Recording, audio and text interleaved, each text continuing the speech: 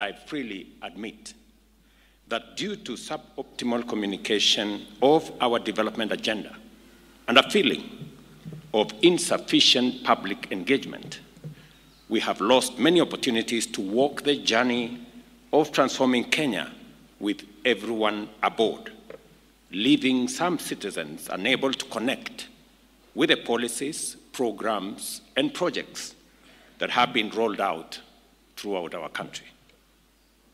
At the same time, many public officials have fallen short of constitutional standard for public officers as laid out in Article 10, Chapter 6, and Chapter 12 of the Constitution of Kenya, which makes it clear that we, as public servants and officers, are the servants of the people, and that the totality of our actions and conduct must reflect this fundamental principle and the highest standard of integrity required of public office. The people of Kenya work hard and endure tremendous difficulties in their quest to fend for themselves and create opportunities for their families. Majority of people are managing intense pressures arising from local and global economic, geopolitical, and climatic circumstances. Kenyans are neither afraid of struggle nor labor. We are proven serial winners of both. That is President William Ruto today, earlier today, this morning, upon swearing in of 19 cabinet secretaries. Sam, it's gotten to this point. The first time we talked about this, the first batch of 5 had been vetted. It was the first batch or second batch? Yeah, it was the first batch. The first 5, yes. Yes, the first 5 on last week on Thursday. And then, you know, other sets of 5 followed on Friday, Saturday, and Sunday. They retreated to do their report. Once again, with the way government is efficient, when it needs to be, they wrote their report, presented it on the floor of the House, and in the afternoon, the House endorsed 19 of the 20. And here we are today. Right. So the vetting went up until early evening on Sunday, and so they had just Monday and Tuesday to consider all the submissions, weigh it against the information they had received from different agencies, whether it's DPP, DCI, EACC, and many submissions that Kenyans had made. And then, of course, there was that report saying that Stella Soy Langat should be rejected because she didn't portray being conversant or being knowledgeable about the docket that she was going to be a cabinet secretary. It was quite something to see that I think it's the very first time that the plenary is actually agreeing with the vetting committee to reject a nominee, because previously when Phyllis Kandie and Penina Malonza were rejected, the plenary overruled them, saying that it could have been because of various reasons. But this time round, the plenary stuck with the report of the vetting committee. But also, if you had to reflect on really the essence of that process, when Kenyans had been expecting a bit of questioning, probing into the character, the experiences of some of these officials, you'd actually conclude that the well-spoken really carried the day. What you do not know is what were the submissions that Kenyans had made in support or against some of those nominees. But I think now coming to the fact that eventually a cabinet has been appointed, they have taken offices, some of them. I think John Buddy has reported to the office to just move about and know where that is. We've also seen images of Wycliffe Oparanya at his new ministry just being showed around by the PSs there. But now the hard work begins. I saw the vetting of the youngest cabinet secretary, that is Eric Muga, who you'd say that was quite impressive if it reflects on being a subject expert when it comes to matters of water. He's an engineer, and his postgraduate is engineering, yes, but specific on water resources. Then he has such a serious assignment, because remember that before the cabinet was dismissed, it was the young people saying that these people do not understand what exactly we are looking for as a young generation. Now, he is a young cabinet secretary, probably the youngest in a couple of cabinets or governments that we've had in this country. So he has a responsibility to showcase that actually it doesn't mean that if you're young, you're just inexperienced. You can actually have a bit of influence and work ethic that can actually bring out results. Obviously, it's not going to be easy for him, knowing that there are civil servants that have worked in some of those departments that are very experienced, going into decades of experience. Some of them perhaps working there as long as he's been alive. Exactly. So you're coming in a space, and he was told by the vetting committee that you're coming to a space where there's a lot of cartels. Because really, water and the responsibility of the national government, when it comes to projects that need to be put in place, I think the president has spoken about during the campaigns, is it about 100 dams and so many other water projects that need to be put in place. So then, how do you do that? And he was asked a question by, I think it was Honorable Jeanette, because he says that he doesn't have a car. What would be your favorite car? What if a contractor comes to you and tells you that I want to give you this car? Would you take it? Because once you take it, of course, you're getting into the way, and you know how that can go. It can influence your decision. So all eyes will be on him, especially the younger people, to see how he performs in that department or in that ministry. But then again, also looking at the others, some of them bring a lot of political experience. Some have managed governments, like those that have been governors.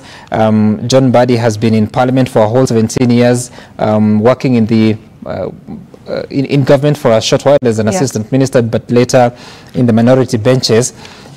We'll be waiting to see how exactly they're able to achieve what they've been speaking about from out here. That's right. Before we continue with this conversation, I'd like us to get another update from the residents of Jimmy Wanjigi in Muthaiga this evening, with police who had earlier surrounded his home looking for him, vowing to storm his house if he does not surrender. Our Gatete Njoroge is there. And Gatete, is there any further updates that you have for us now? Thank you, Yvonne. As you've put it, yes, we're still camping outside the residence of Safina Party leader Jimmy Wanjigi. And Yvonne, as you've put it, yes, I have an update. I've been able to talk to Jimmy Wanjigi's lawyer, Willis Otieno, a few minutes ago. And what he has told me is that what is happening at the moment is that police have been able to access the main house. And this is after they forced their way in.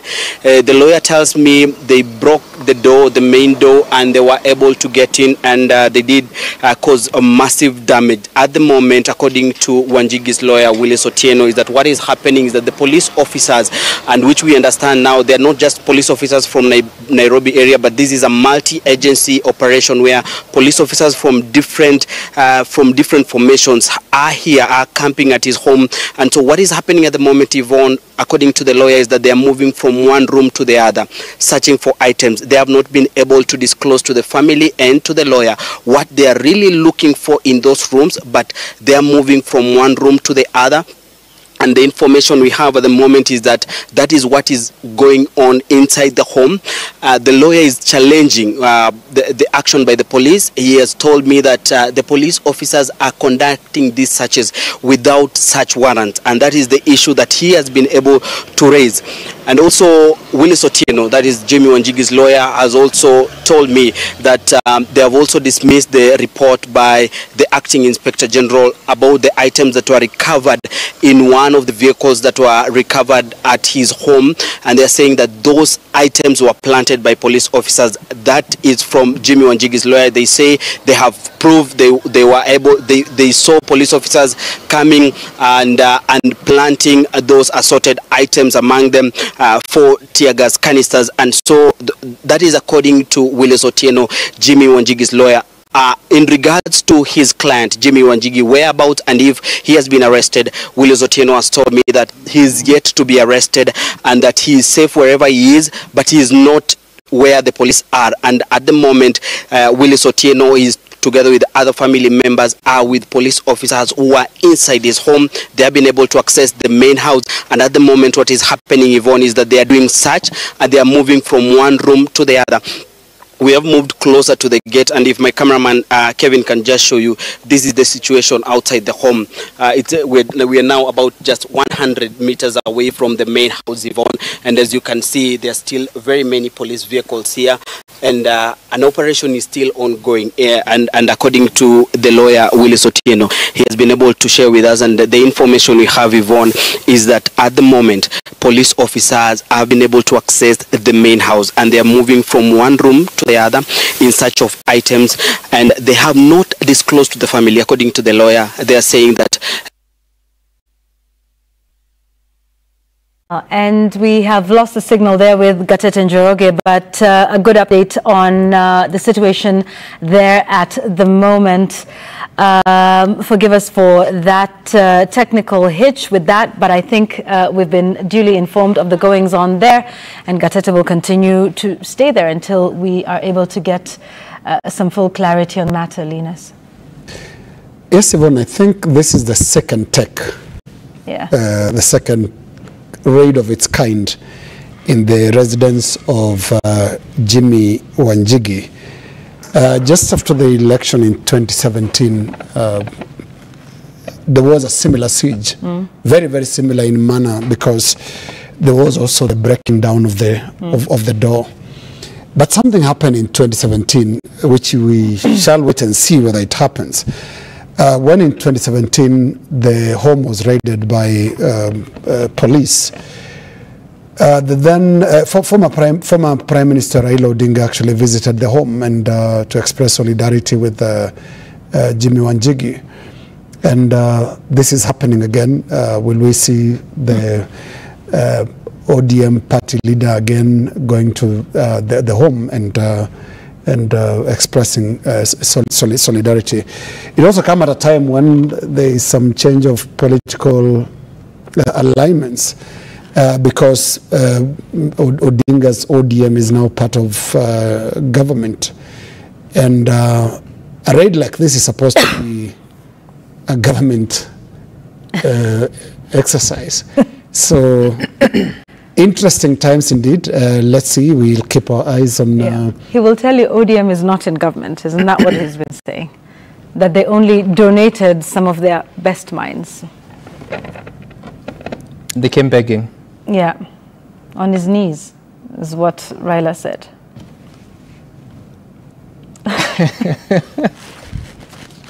You want to go back to Gatete? Is that you saying noted? That's a good way of saying noted. Let's get back to broad-based government and, those that are in there. So, Linus, maybe we talk about something that we might be able to have some more insights on. So now the cabinet is finally here. We shall see who the replacement for Stella Soy Langat would be. There's vetting of 2 more persons tomorrow. That is the nominee for EAC, Masia School, and the Attorney General. But now the cabinet is here. How does this work, Linus? Because ODM says they are not in government. Those who held the leadership positions, both in the House and in the party, have relinquished those positions, and they are now, members of cabinet. I was not going to say partyless. They might still be members of the party, but just not holding party leadership positions. But now here we are. This is now where the rubber meets the road, where now those who were on the other side will now have to defend the Hustler Fund, will now have to get us away out of the funding gap that we are in because we don't have a Finance Act, to start to navigate around the country's debt.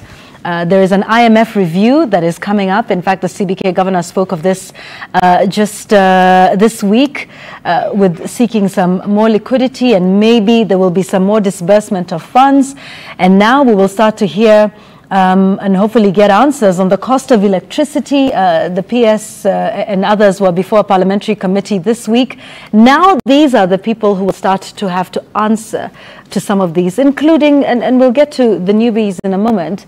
But now, what does this look like? The responsibility rests on their shoulders. In fact, the president said, hataki kuitwa Zakayo peke yake, let us do this together. Team of rivals, Abraham Lincoln's name was thrown in there. Hey. Well, this is first to John Mbadi. John Mbadi will remember Tendai Biti, who in 2009 as the Secretary General of the Opposition Movement for Democratic MDC yeah. in Zimbabwe, was appointed by President Robert Mugabe as the finance minister. Yeah, that's right. Yeah. At a time, the Zimbabwean economy was basically in a very bad space. Now, John Mbadi, who happens actually to be the first cabinet secretary as well, captured on camera to turn up in office. Yeah. We got that earlier today when he turned up at Treasury. Has a lot of work, and you remember his give President Ruto his skunk speech, and now it was followed by, sorry to interject, give him his skunk, let's give him his cabinet members. After all, we all know that cabinet will be run from State House. Right. Those were his words. Well, and he is in the middle of a difficult mix. The state of the economy is one of the reasons that we've seen a lot of public resentment about government performance in the last few months. And guess what? He has to be part of fixing that. And it is very interesting that during the vetting, he also had to come to terms with some of his own comments that he had expressed very strongly about the way the economy is run, the people that are running it, and the policies of UDA, which at some point he said were very similar to the policies of ODM. Now that's where the rubber you're talking about meets the road, in the same building that was just a few months ago, actually a few weeks ago, was occupied by a UDA appointee, and that is Professor Njuguna Ndongo. Now the job and task goes to John Mbadi. Energy. That'll be the former minority leader, yeah. Opio and I now. Remember the anti-government protests, the cost of living protests with sufurias and all that. He was very, very vocal in that. Bring down the cost of living. One of the issues that really affect cost of living directly is the cost of energy. Yes, the cost of energy, and that now sits with them. Oparanya has got the unenvious task of defending something he fought during the campaign, and that is the Hustler Fund. Hustler Fund will actually sit in the Ministry of Cooperatives and MSMEs, and that'll be his docket. But I just wanted to say something very quickly about Stella Langat Soy. And is there something that probably needs to be done a different way in this country when it comes to vetting? Because you read the reasons she was rejected was mainly because she couldn't articulate and present herself well on the issue of the Ministry of Gender Affairs, that they felt that she doesn't have sufficient understanding. But when you look at the CV of this lady, she's been a public servant for more than 29 years. That's a long time to be in the public service. I think there is room for what I would call pre-confirmation hearings interviews, because look at the potential stigma that this lady is just about to suffer, because very few Kenyans ever met her before. Right. And she is catapulted to the scene and onto the front of a parliamentary vetting committee, and she doesn't perform well.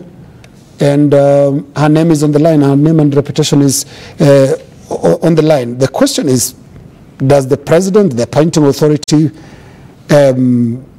is there any what do I call that stage? Just before you actually name somebody, can you have a pre-interview and do all the due diligence that includes establishing whether this person understands the role that you are going to appoint them to? Because sometimes, and in her case, because there's nothing to do with integrity, It had everything to do with, she couldn't express herself or demonstrate understanding of the docket. Yeah. And I'm not sure everybody out of the 20 actually went through a proper docket understanding interview. And you can start walking down each and see if strictly these appointees are docket specialists, more than so it would have been in gender. So I think I really feel for her. I don't know the lady. We've never heard of her before this. But here is a person who was unknown before, who was catapulted to the front of cameras. And she has to live with this. But and after 29 years, I don't entirely believe that she doesn't know anything about gender.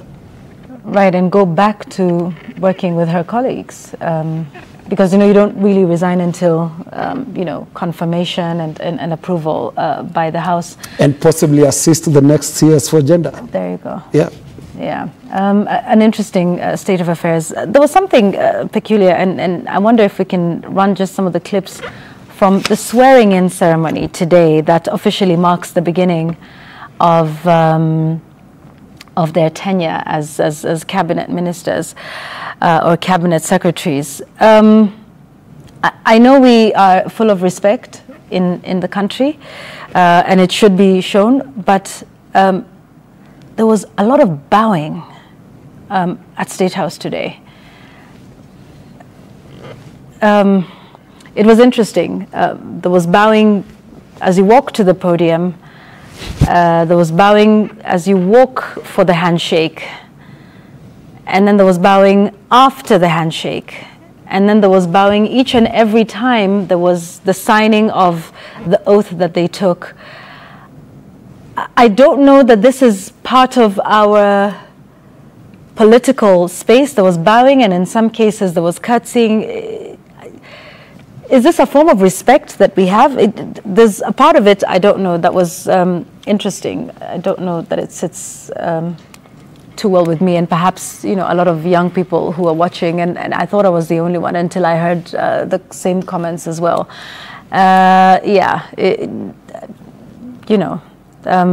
want us to just take a look at this one, and this is just one example. So you bow, then you walk to the podium, you take the oath of office, you sit down, you sign it. As you're approaching the table for a handshake, you bow, then you have the handshake, then you bow, then you leave.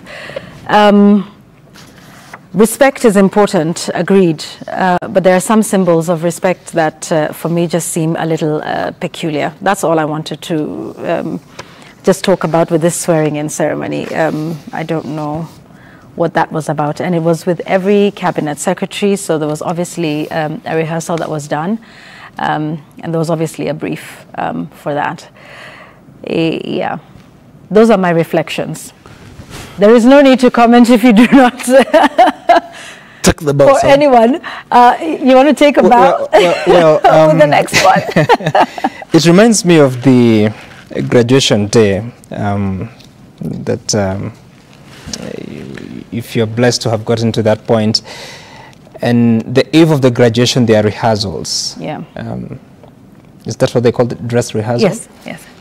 And you're told on what to do when to turn, what do we call it? The tassel. Yes, the tassel. When to turn the tassel to, I think, to the right. Once you graduate, you turn it to the right. Mm-hmm. And what you need to do to acknowledge the presence of the Chancellor, depending on the degree that you're graduating with.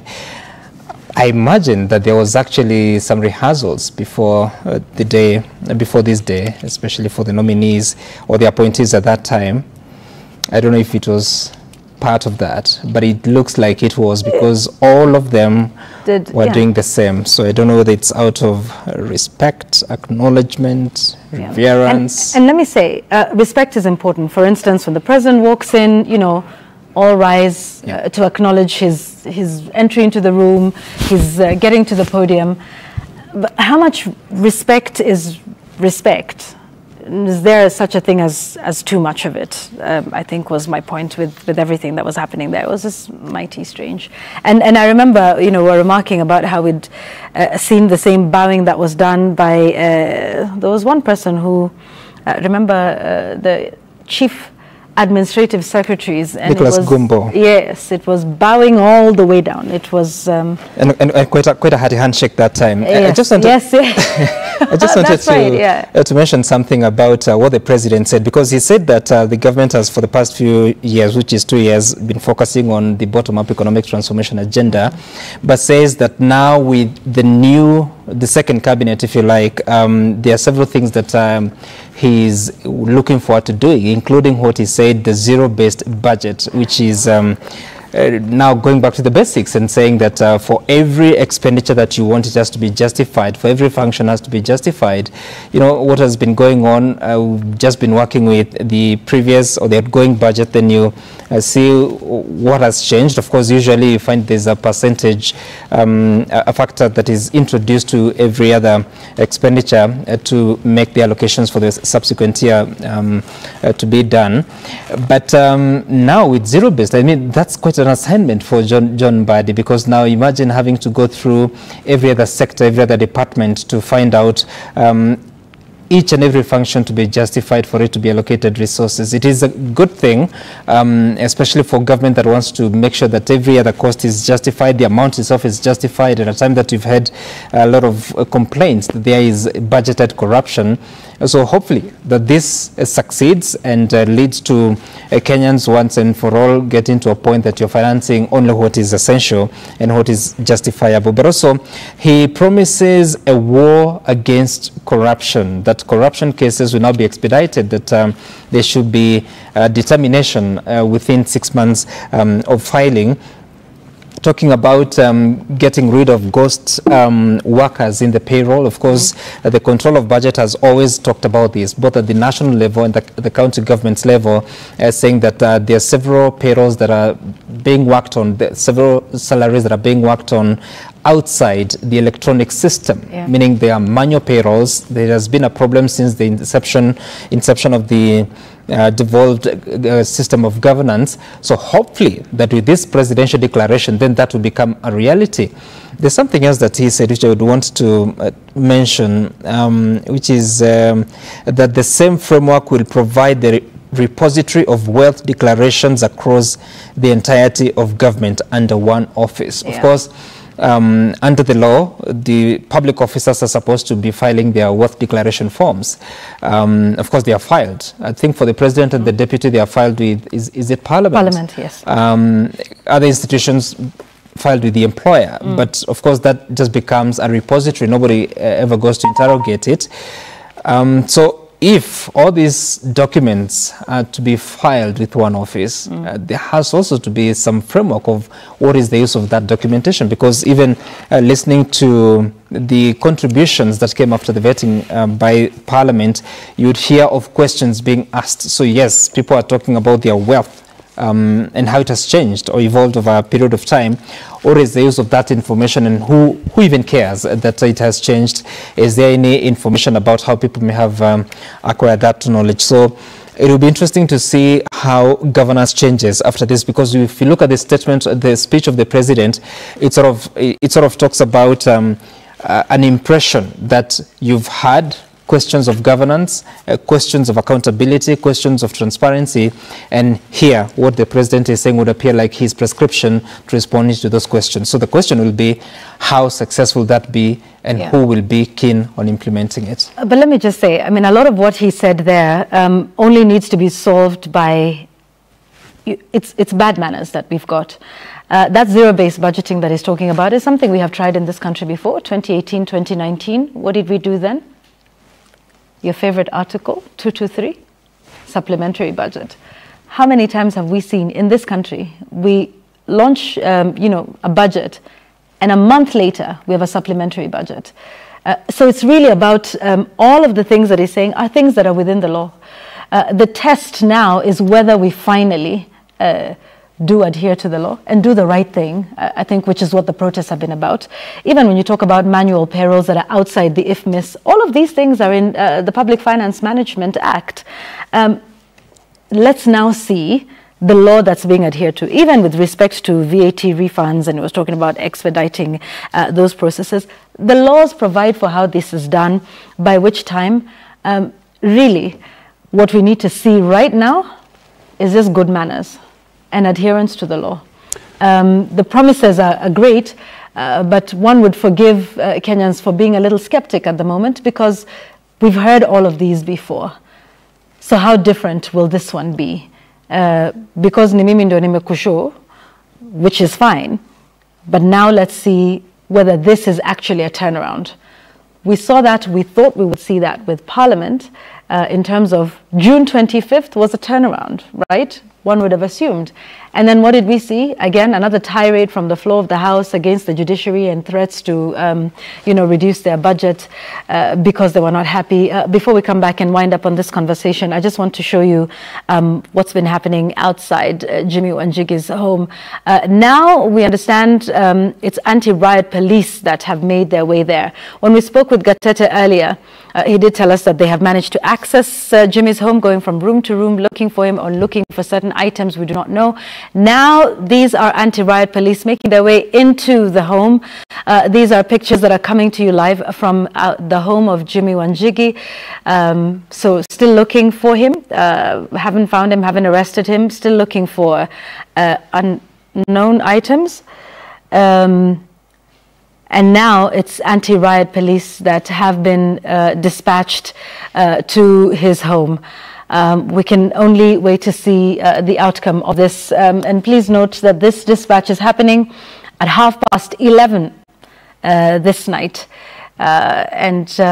This is a rather interesting deployment to this home at this time. Linus? Yeah, very interesting indeed. And one would wonder are they falling out of the vehicle? Okay, sorry. No. I just thought, okay, all right. Well, we shall wait and see what this is all about, because there was a short statement earlier today by the acting IG who said, actually at that time asked businessman Jimmy Wanjigi to surrender himself to the nearest police station. And the statement has spoken about recovery of tear gas canisters from a vehicle that was reportedly being driven by or with Jimmy Wanjigi, associated with Jimmy Wanjigi. And that's the vehicle that we earlier on saw at the front gate of the residence of the businessman and Safina party leader. So those are huge numbers in our compound, and we'll still wait to hear from the National Police Service what this is about. But again, this brings back the question of the many inconsistencies that have been submitted by the government since June 18, when the protests started. I think the list of the accused has been growing by the day. Initially, the students were accused, so not the students, the protesters were accused of having been funded by foreign elements. And then after some time, we heard about the Ford Foundation, which is an American NGO. That swiftly moved on to DP's allies. The Deputy President, Rigathi Gachagua, some of his aides being questioned in relation to the funding of the riots. The media also has been accused about fueling the protests. So the list is endless. So broad-based, do you think? It is a broad-based list of the accused, because one of the things that the government has been not convinced with is the organic side of those protests that started on the 18th of June. But yes, Sam. I'm just wondering what would be the instructions to those police officers that go to Jimmy Wanjigi's home. To do what? And do what, exactly. Yeah. Because, again, the Cabinet Secretary, Kithure Kindiki, said that they're coming up with guidelines that are going to help the police know the procedure of arresting, how decision is arrived at of arresting or even summoning. So for them to be at that home, and I'm not downplaying, maybe they know something, or for sure they know something we don't. How about summoning him to the nearest police station? Wait for him to arrive, wait for him not to, and take action, because really... And then go to court and seek a warrant for exactly, his arrest. And require him to present himself. Yeah. If you're fearing that he might escape from the country, there are measures that can be put in place to ensure that that doesn't happen. But again, we'll wait and see what exactly transpires out of that. Maybe, like you said, the anti-riot police... But a truckload is actually over-deployment. Yeah. To arrest a person. You spoke with Jimmy Wanjigi's, I think, on the set here, one of... Yes. Yeah. It shouldn't take a truckload to arrest him. Really. Okay. It shouldn't. Listen, there is some feedback on our conversation, just what we were talking about before with what the president has said in terms of what will happen now with the new cabinet and sort of second time around. And, you know, in response to what we're saying about, we've heard some of these promises before. Now it's, will we actually see them fulfilled? And we have one here who says, what is the effect of the president's promise to have corruption cases concluded within 6 months on judicial procedures and guarantees to suspects? This was immediately after his election. Corruption cases were withdrawn frantically. Do you guys think he is serious? And so these are some of the things that we talk about in terms of promises that are being made. Yes. Are you getting a different meaning of conclusion? Okay. But Yvonne, there's one... There you go. Yeah. Drum rolls, please. There's one thing that really, in all fairness, ought to be picked. The speech was markedly different today, in that it went straight to the point. It didn't start with when I was elected, and you know, there's normally a very long preamble. But also, it didn't go into any denials, and probably there is a change of speechwriter, because it's one of the better speeches that we've heard from the president. Because in his first sentence, he talks about our nation emerging from a period of immense struggle. That is in recognition to what has been happening. And then in his second paragraph, he talked of freely admitting of that there is suboptimal communication of our development agenda and a feeling of insufficient public engagement, and that we had lost many opportunities to walk the journey of transforming Kenya with everyone on board. There was something very broad-based about this statement today. It was very nationalistic in its demeanor. And by paragraph 3, the president was talking about integrity, corruption. Quote, at the same time, many public officials have fallen short of the constitutional standard for public officers as laid out in Article 10, Chapter 6, and Chapter 12 of the Constitution, which make it clear that we as public officers are the servants of the people. Under the totality of our actions and conduct must reflect the fundamental principle and the highest standard of integrity required of public office. This is fresh. It's not the usual combative us versus them. This was a more accommodating speech, a more accommodating president, trying to rally the country around his cabinet. And so in terms of speeches, this is one of the better that the country have had from President Ruto.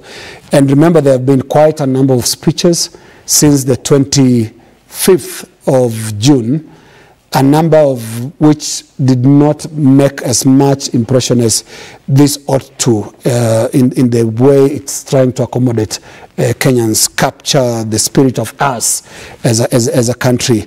And I thought I found that noteworthy. Yeah. Let's see what happens going forward. As we say, it's a wait and see. A very common phrase in journalistic parlance. So that's where we wind up our conversation.